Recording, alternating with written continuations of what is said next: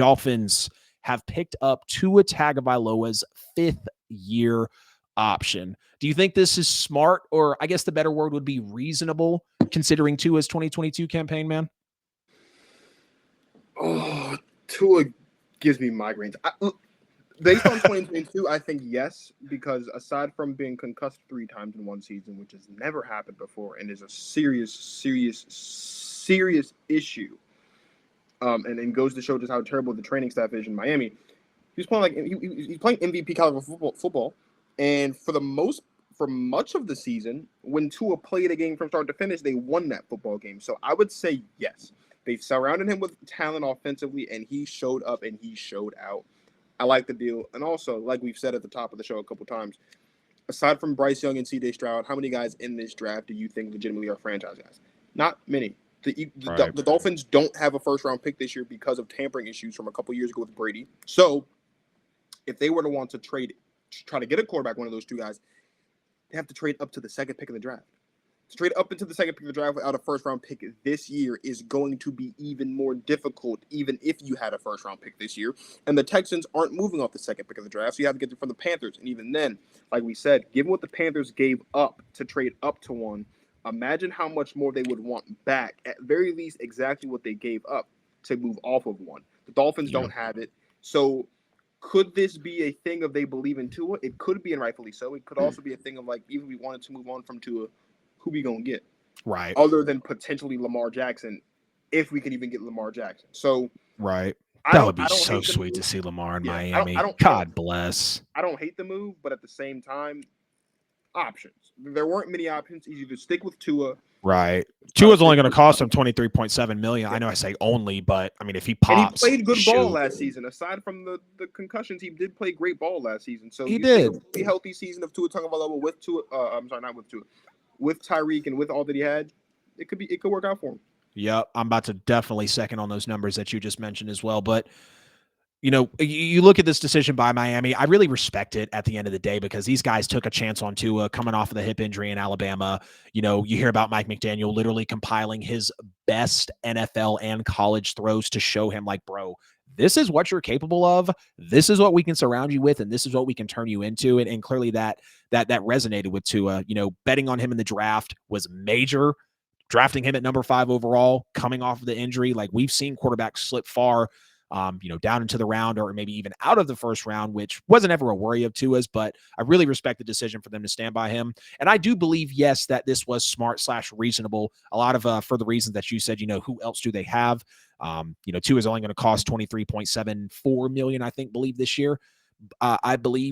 This year. So if he pops, clearly he's going to be cheaper for them in terms of what quarterbacks actually present. And you look at, like you said, Tua did show some big-time promise, and I love to see it because I was a big fan of Tua when he was in college. Although it was against some inferior defenses at time, Tua was on pace for a 4,600-yard, 34-touchdown, 10-interception season. Did anybody think Tua could do that in the NFL considering what we had seen so far? Because me as a fan, not of the Dolphins, but of Tua, I know for a fact I didn't. I didn't based off the couple of years that I saw in the NFL and how he looked small and how he was really underthrowing Tyreek Hill or Jalen Waddle, even if they were wide open, but knowing that he still put up, I think it was, 3,500 yards, 28 touchdowns or 25 touchdowns, 8 picks. I think it was 25 touchdowns, 8 picks. Knowing that Tua did that, battling injuries, battling concussions, being on pace for a 4,600-yard, 34 touchdown, again, 10 interception year. Did anybody think that Tua would actually be able to do that at this point in his career? Mike McDaniel was clearly very impressive as a rookie head coach, and having a questionable quarterback stepping into the year, yes, Miami was one of the hottest offenses in the NFL at one point in this year, but a lot of those inferior defense were getting called into question. That's why this is going to have some people saying, what should we have done? Should we have picked up the option? Was there really any other option? So again, I respect it. I believe this was a smart move. I believe this was a reasonable move. I'm rooting for Tua. I'm a big Tua fan. I loved what he did at Alabama. Like when he came onto the scene, taking the job from Jalen Hurts, which people misconstrued so horribly. Oh, but Tua took his job. Okay, well, who the hell also just played in the Super Bowl? Not Tua, with all due respect. Jalen is a dog. He's been that guy. He's been him. And I want Tua to be a dog. I do believe Tua can be him. He showed us that. He did shrink in the big game against Clemson, but now he's in the NFL. He's got more talent around him. Two of the fastest receivers in the league, probably the two fastest guys in the league at the end of the day. So I'm very optimistic for Tua. And before we get out of the show, it leaves us with a final question of, do you believe Tua will rebound in 2023 and at least take Miami into the playoffs? Not asking for a win, but considering everything he was up against, the scary concussions, the season that he was on pace for, do you believe that he rebounds next year? I mean, you have to. I mean, again, he trailed off because he got knocked on his head 3 times in one season, and his trainers kept saying, "Yeah, go back out there." Like, that's all that was. You give me they all need to be fired. But like, if you give me a full year of a healthy Tua, they'll be a playoff team for sure. They're the second best team in the division, which is enough to make the playoffs, I think. Yeah. If I have to put a ranking on just all the teams in the AFC, I'd say right now they're fifth.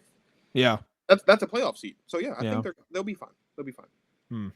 Rebounding for Tua. Darby was saying here, I think it was smart for them to pick up the 5th-year option. They need to see if he can stay healthy before giving a huge deal. Yeah, you definitely don't want to give a huge deal based off of what had happened. In terms of believing Tua rebounding, though, more than anything, for the sake of his career and just for the sake of him, I really hope he takes his health seriously, gets in touch with some of these athletes that we hear that they're spending $1 million on their body a year, whether it's a LeBron, whether it's a Brady, whether it's some of these legendary players out here. I just want him to spend some money, some time, some energy, just a lot of knowledge on his body to get himself back right. And, this isn't a knock it to or anything, but knowing like we know what the NFL is capable of, right? We just saw Andrew Luck retire after being the number 1 pick because he was getting the hell beat out of him behind an offensive line that, again, wasn't doing anything for him. Tua is about a third of the size of Andrew Luck, it feels like. Tua's got a lot ahead of him in his career. Again, Mike McDaniel was impressive being a rookie head coach, knowing what he had to put up with and knowing that Tua was on pace for what he was on pace for, it does make me feel good about them rebounding in the 2023 season. They have $20 million in cap space, which is 11th in the NFL. So they're definitely going to be able to make some things shake.